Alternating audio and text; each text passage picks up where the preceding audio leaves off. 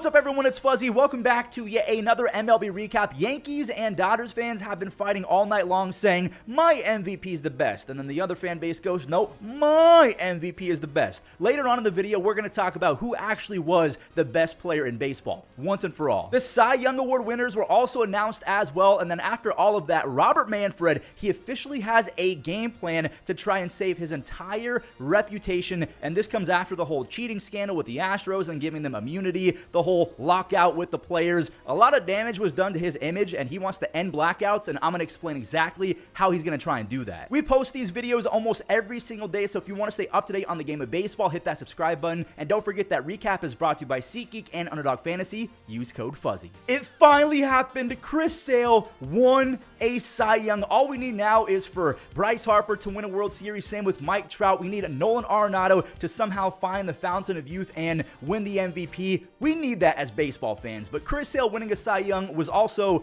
on that kind of checklist as a baseball fan that we wanted to see. 35-year-old Chris Sale, he won the 2024 NL Cy Young after finishing first in all of the Triple Crown categories, first in wins, first in ERA, first in strikeouts, yet somehow he did not get all 30 votes, and that's because Zach Wheeler was also insane, and because of that, he got 4 votes. To get a unanimous decision, he had to get 30 out of 30. Chris Sale turned in a 2.38 ERA with an 11.4 strikeouts per 9, so he was disgusting. To me, he was already on pace to be a Hall of Famer, but I guess the injuries kind of muddied whether or not he was going to be a surefire, like a first ballot dunk of a Hall of Famer. To me, he officially punched that ticket. He has 2,414 strikeouts despite only pitching 1,958 innings. That is insane. He's been top 6 in Cy Young 7 times, and at one point it was 7 years in a row. And at the ripe age of 35 years old, he becomes the 5th eldest starting pitcher in baseball history to win their first Cy Young. Back-to-back lefties, Tarik Skubal did get all 30 votes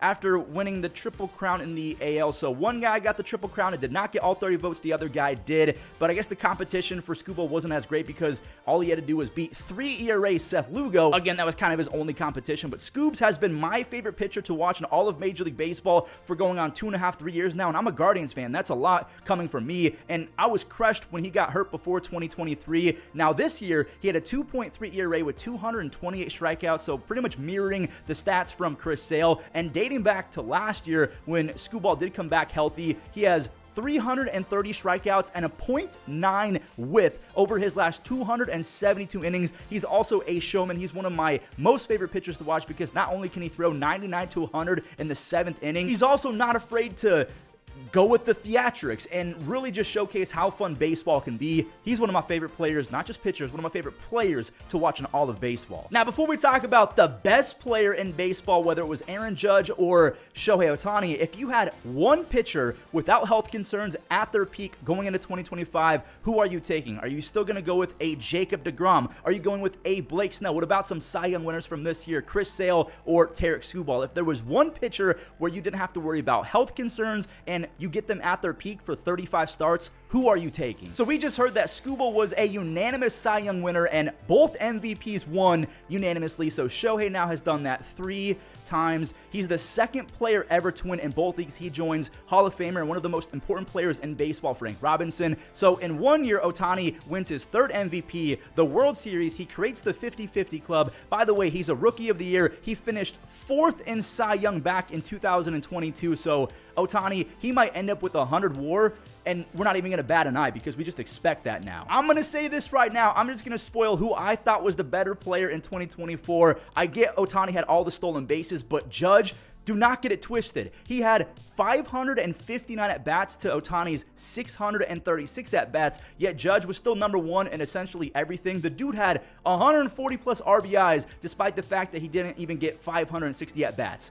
What even is that? Still though, if you take a look at my poll on YouTube, I wanted to present it to all of you baseball fans. A ton of people are saying that Ohtani was the best player of the entire season because the playoffs have really tarnished the image of Aaron Judge. And it reminds me a lot of Clayton Kershaw, where he was almost this mythical creature who could do no wrong, and then the playoffs kept ruining and ruining his reputation. So again, I'll ask the question, who do you think was the best player in baseball from this past 2024 season? Do you think that error in center field and the fact that Judge wasn't very good in the playoffs, I will admit that did happen, and if you're taking the question as all of 2024, I 100% understand why you still might give the edge to Ohtani, but Judge was the better player. Like, come on, look at his stats. Despite the fact that he had, what, 70 fewer at-bats? Robert Manfred wants to end blackouts. Oh, actually, I forgot one thing. A lot of Yankees fans are saying that Aaron Judge should be in a category that is like surefire Hall of Fame because he technically should be a 3-time MVP. We know what happened back in 2017 with Jose Altuve. If you take a look at the stats as well, Aaron Judge was the better player. But the 2010s were still really weird when it came to MVP and Cy Young voting. I mean, just ask Rick Porcello. Regardless of whether or not Judge is a 2-time MVP or a 3-time MVP along with Ohtani, they could both retire yesterday to become a full-time pastry chef, and they're first ballot Hall of Famers in my book. Here we go. Robert Manfred, Robbie as we call him, he wants to end blackouts, or so it sounds like. It's going to be the piece de resistance of the resume of Robert Manfred when he leaves baseball in 2029. So let me explain what exactly is happening and what you can expect, and then you can decide whether you think it's a possibility or not. So we all know the situation with Bally Sports. They're experiencing bankruptcy, and then they're coming back from it, but then sometimes they're not in regards to other teams. So for example, Major League Baseball is taking on the production in 2025 for the Reds, the Guardians, the Brewers, and the Twins, and they're adding those teams to the teams that they added in 2024 with the Diamondbacks, the Rockies, and the Padres. So you had Diamondbacks TV, Rockies TV, etc. Those games that were produced by Major League Baseball, they had umpire cam, live looks into the replay room, player interviews, the camera quality was better, they had national TV type stuff courtesy of Major League Baseball because they were the people creating the package. One more perk, you did not have any blackouts. If you bought the Diamondbacks TV package or the Rockies TV package, you could live 50 feet away from the ballpark and you would experience 0 blackouts. Now, why am I bringing all of this up? There's only 7 teams being produced by Major League Baseball. That's less than half of Major League Baseball. Well, those Bally deals run out in 2028, and most national deals, along with the local deals, excluding a few like the Yankees and the big markets that we can all think of, if this comes to fruition, what Robert Manfred can do is bundle nearly every single team in baseball and sell it off if he actually acquires the production rights after 2028 when the Bally Sports deal is done and over with. So whether that means it's going to be a package deal with Apple TV, which is my prediction, ESPN Plus, the idea is to have packages with 0 blackouts that Major League Baseball will basically produce. This would really help out teams like the Miami Marlins, who are a small blip on the radar when it comes to local TV revenue. I mean, if you take a look at what the Yankees and Dodgers do, hundreds of million dollars a year in local TV money. Now, I personally don't think it's possible to have one entity controlling 160 plus games from all 30 teams. I don't think that's possible, but you only need 23 owners to sign off on this. So the Yankees' opinion doesn't matter, the Dodgers, the Mets' opinions don't matter because the deals are done in 2028. It's going to come back to Major League Baseball, and Manfred, he's leaving the game in 2029. So this is how he's going to save face after calling the World Series trophy a piece of metal. Everything he said during the lockout, giving the Astros players immunity. If he can end blackouts on top of the pace of play changes, I mean, that's not an awful tenure from a commissioner. He's also made the owners a buttload of money, but if this does happen, it will do 3 things. Let me kind of just summarize real quick. 1, it's going to end blackouts. 2, the revenue sharing is going to be crazy between all 30 teams because without the national money,